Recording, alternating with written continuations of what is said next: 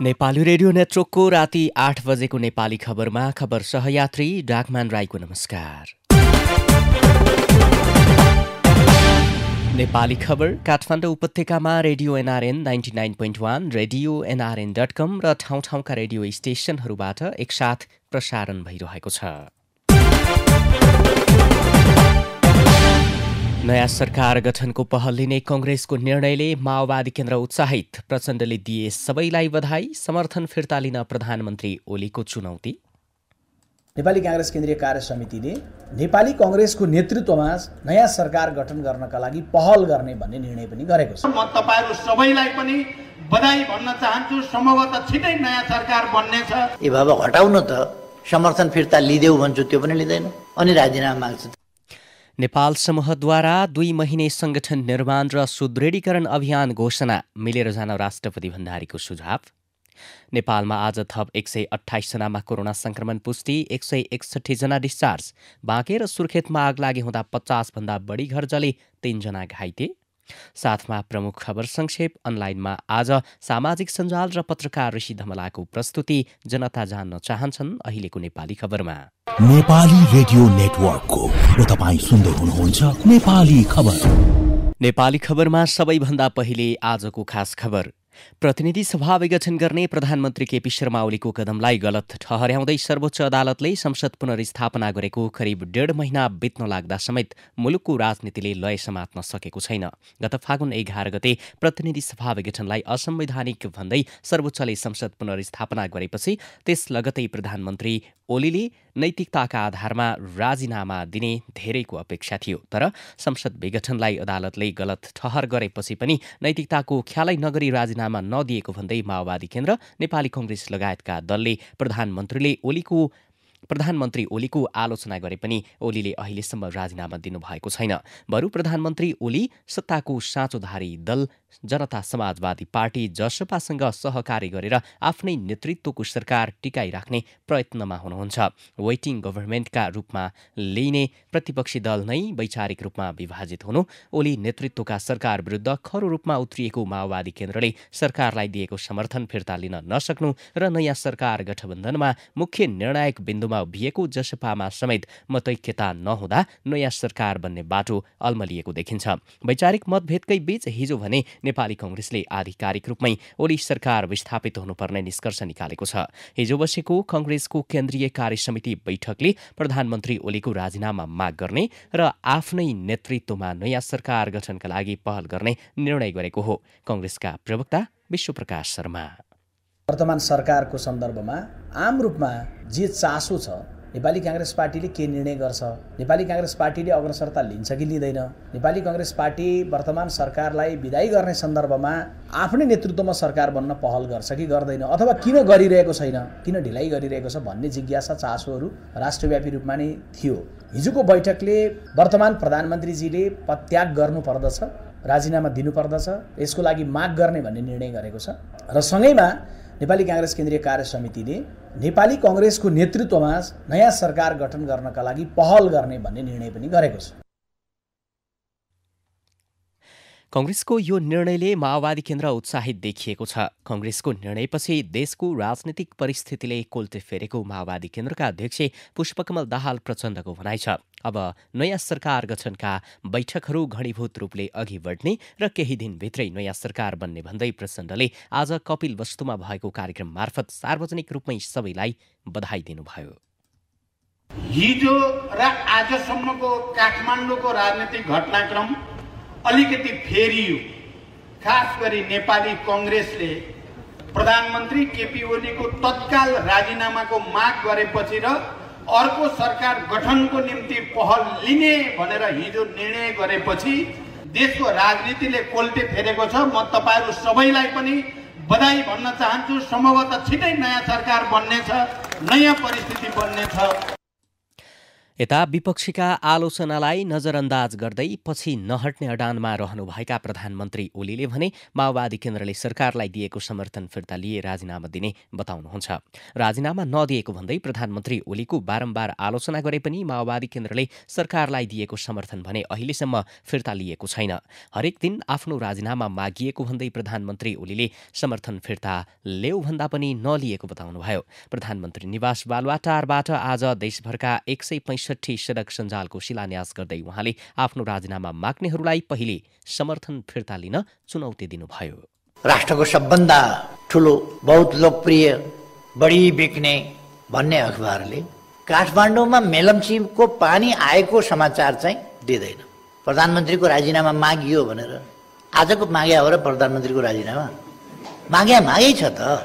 मागे पछि म कसरी दिन सक्छु भनेको एक दिन एउटा राजीनामा हुन्छ, एउटाले माग्दैन, दुईटाले माग्दैन, एक दिन माग्दैन, 2 दिन माग्दैन, माग्या छ। ए बाबा हटाउनु त, समर्थन फिर्ता लिदेऊ भन्छु त्यो पनि लिँदैन अनि राजीनामा माग्छ। त राजीनामा त आइहाल्छ नि, समर्थन फिर्ता गर न। समर्थन फिर्ता पनि गर्दैन अनि राजीनामा माग्छ। नयाँ सरकार गठनका लागि पहल लिने कांग्रेसको निर्णयको माओवादी केन्द्रले स्वागत गरेका बेला एमालेका माधव नेपाल समूहबाट भने कांग्रेसको निर्णय अर्थहीन भएको प्रतिक्रिया आएको छ। कांग्रेसको निर्णय पार्टीभित्रको दबाव मत्थर पार्न र सार्वजनिक खपत बाहेक अरू केही नभएको नेपाल समूहका नेता विष्णु रिजालको टिप्पणी छ। प्रधानमन्त्री ओलीको विरुद्धमै रहेको नेपाल समूहको अविश्वासका बीच कांग्रेस नयाँ सरकार गठनमा आधिकारिक निर्णय गरेर अघि बढेको छ। तर वर्तमान अवस्थामा सत्ताको साँचोधारी दल जसपामा मतैक्यता छैन, जसकारण तत्काल नयाँ सरकार बन्न सहज परिस्थिति नभएको राजनैतिक विश्लेषकहरूको विश्लेषण छ। नेपाली खबरमा अब आज दिनभरका प्रमुख खबर संक्षेप, साथमा खबर सहयात्री गोमा परियार। नेकपा एमालेको नेपाल खनाल समूहले 2 महिने पार्टी संगठन निर्माण र सुदृढीकरण अभियान घोषणा गरेको छ। हिजो र आज बसेको माधव नेपाल झलनाथ खनाल समूहको स्थायी कमिटी सदस्यहरूको बैठकले नेकपा एमालेको एकतालाई जोगाउँ, कम्युनिष्ट आन्दोलनको रक्षा गरौं भन्ने नाराका साथ अभियान घोषणा गरेको हो। पार्टी एकता गम्भीर संकटमा रहेको भन्दै उक्त समूहले 2 ज्येष्ठ 2075लाई आधार मानेर एकतामा फर्कन अध्यक्ष केपी शर्मा ओलीलाई आह्वान समेत गरेको छ। अध्यक्ष ओलीले उपमहासचिव घनश्याम भूषाल र स्थायी कमिटी सदस्यहरूलाई 6 महिना निलम्बन गरेपछि नेपाल समूहले स्थायी कमिटी सदस्यहरूको बैठक बोलाएको थियो। अभियानका क्रममा अधिवेशन महाधिवेशनबाट आएका र 2075 ज्येष्ठ 2 मा कायम भएका कमिटिहरूको पुनः सञ्चालन तथा आवश्यकता अनुसार पुनर्गठन हुनेछ। यसका लागि केन्द्रीय सदस्य र नेताहरूलाई पार्टी प्रतिनिधिका रूपमा जिल्लामा खटाइने नेता योगेश भट्टराईले जानकारी दिनुभएको छ। परराष्ट्र मन्त्री प्रदीप गेवालीले माधव नेपाल लगायत नेताहरूलाई मूलधारमा फर्कन आग्रह गर्नुभएको छ। चितवनमा आज आयोजित एक कार्यक्रममा गेवालीले कम्युनिष्ट आन्दोलनका अभिभारा पूरा गर्न बाँकी रहेकाले विगतका गल्ती सच्याएर गुटगत र अतृप्त सपना त्यागेर फर्कन आग्रह गर्नुभएको हो। मूलधारमा नफर्किए उनीहरूलाई जनताले तिरस्कार गर्ने पनि उहाँको भनाइ छ।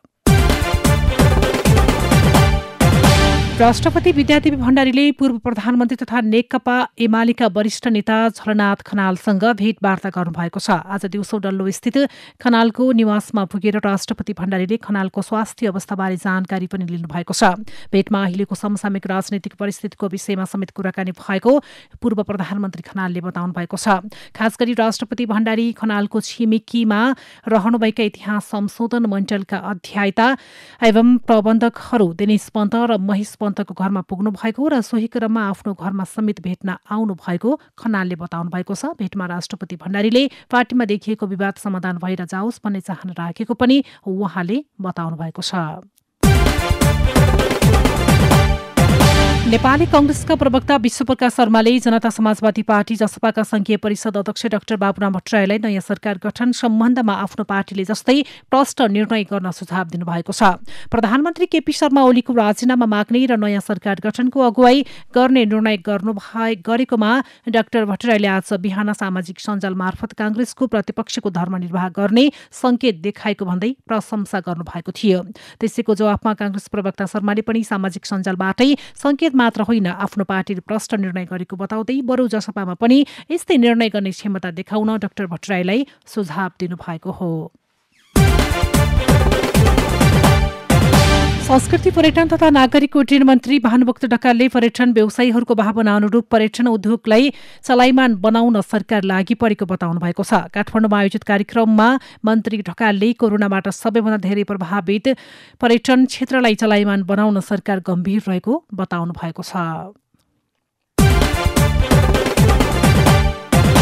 वन तथा वातावरण मन्त्री प्रेमबहादुर आलेले चितवनको गैंडागढनामा ध्रुवे नाम गरेको जंगली हात्तीको आक्रमणमा परि घाइते भएका कर्मचारी तथा गणकको उपचारमा कुनै पनि कसर बाँकी नराख्न निर्देशन दिनुभएको छ। मन्त्री आलेले आज राष्ट्रिय प्रकृति संरक्षण कोषका सदस्य सचिव शरद अधिकारी, राष्ट्रिय निकुञ्ज तथा वन्यजन्तु संरक्षण विभागका प्रमुख डाक्टर दीपक कुमार खराललाई भेट गरी घाइते भएका कर्मचारीको उपचारमा कुनै पनि समस्या आउन नदिनका लागि पहल चाल्न निर्देशन दिनुभएको हो। साथै गैंडागणना कार्यमा निकै सजगता अपनाउन समेत उहाँले सबैमा आग्रह गर्नुभएको छ। कर्णाली प्रदेशका मुख्यमन्त्री महेन्द्र बहादुर शाहीले तत्काल विश्वासको मत नलिने हुनुभएको छ। शाहीको नेतृत्वमा आज बसेको नेकपा माओवादी केन्द्रको संसदीय दलको बैठकले सरकारको बहुमत नपुगेकाले विश्वासको मत माग्नु नपर्ने निष्कर्ष निकालेको हो। नेपालमा आज थप 128 जना कोरोना संक्रमित थपिएका छन्। यो सँगै संक्रमितको कुल संख्या 2,77,768 पुगेको छ। स्वास्थ्य मन्त्रालयका अनुसार आज थप 161 जना संक्रमित डिस्चार्ज भएका छन्। यो सँगै हालसम्म डिस्चार्ज हुनेको कुल संख्या 2,73,123 पुगेको छ। हाल देशभर 1,613 जना सक्रिय संक्रमित रहेका छन्। मन्त्रालयका अनुसार गत 24 घण्टामा कोरोनाबाट थप 1 जनाको मृत्यु भएको छ। देशभर हालसम्म कोरोनाबाट मृत्यु हुनेको संख्या 3,032 पुगेको छ। बाँकेको नरेनापुरमा आज आगलागी हुँदा 100 भन्दा धेरै गोठ घर जलेका छन्। नरेनापुर गाउँपालिका वडा नम्बर 4 खोदावामा भएको आगलागीबाट 120 भन्दा धेरै घरगोठ जलेर नष्ट भएको बाँकेका प्रहरी उपरीक्षक ओम बहादुर राणाले जानकारी दिनुभएको छ। दिउँसो लागेको आगो साँझ नियन्त्रणमा आएको हो। नरेनापुर नेपालगञ्ज उपमहानगरपालिका र नेपाल प्रहरीका 5वटा दमकल सहित नेपाल प्रहरी, सशस्त्र प्रहरी र स्थानीय बासिन्दाले आगो नियन्त्रणमा लिएको जनाइएको छ। आगलागीमा 3 जना घाइते भएका छन्। घाइते 3 जना महिला हुन्। उनीहरूको नेपालगञ्जमा उपचार भइरहेको छ। यस्तै सुर्खेतको वीरेन्द्रनगर स्थित काँक्रे बिहार संरक्षित क्षेत्रमा पनि भीषण आगलागी भएको छ। आज दिउँसो 1:30 बजेदेखि आगलागी सुरु भएको जिल्ला प्रहरी कार्यालय सुर्खेतका प्रवक्ता एवं डीएसपी रामप्रसाद घरतीले जानकारी दिनुभएको छ। उता बागलुङ कालिका मन्दिर परिसरमा रहेको जंगलमा पनि आगलागी भएको छ। काँठी खोला छेउमा रहेको फोहोर व्यवस्थापन स्थलदेखि आज सुरु भएको आगो मन्दिरको जंगल परिसरमा प्रवेश गरेको छ। आगो नियन्त्रणका लागि नेपाल प्रहरी, सशस्त्र प्रहरी र नेपाली सेनाको समूहले प्रयास गरिरहे पनि नियन्त्रणमा आउन नसकेको प्रहरी नायब उपरीक्षक इकवाल हवारीले जानकारी दिनुभएको छ। आगलागीका कारण मन्दिरको पश्चिमपट्टि स्थित जंगलमा ठूलो क्षति पुगेको छ। मन्दिर परिसर नजिकै आगो आइपुगेकाले मन्दिर जोखिममा रहेको पनि प्रहरीले जनाएको छ। डोटीको सेती नदीमा पौडी खेल्ने क्रममा आज दिउँसो एक युवकको मृत्यु भएको छ। सेती प्राविधिक शिक्षालय दिपायलमा सिभिल इन्जिनियर पढ्दै गरेका दार्चुलाको मालिक अर्जुन घर भएका 17 वर्षीय दिपेन्द्र सिंह धामीको डुबेर मृत्यु भएको प्रहरी नायब उपरीक्षक इन्द्र बहादुर मल्लले जानकारी दिनुभएको छ। भारतमा माओवादी विद्रोहीसँगको भिडन्तमा 5 सुरक्षाकर्मीको मृत्यु भएको छ। छत्तीसगढको बिजापुरमा आज माओवादी र सुरक्षाकर्मी बीच गोली हानहान भएको थियो। भिडन्तमा परि धेरै सुरक्षाकर्मीहरू घाइते भएकाले मृतकको संख्या बढ्न सक्ने भारतीय प्रहरीले जनाएको छ। यस्तै म्यानमारबाट गएका शरणार्थीहरूलाई खाना र औषधि उपचारको व्यवस्था गर्न तयार रहेको भारतले जनाएको छ। भारतका गृहमन्त्री अमित शाहले आफूहरू म्यानमारबाट आएका शरणार्थीहरूलाई खाना र औषधिको व्यवस्था गर्न तयार रहेको तर अवैध घुसपैठलाई भने प्रोत्साहित गर्न नसक्ने प्रतिक्रिया दिएका छन्।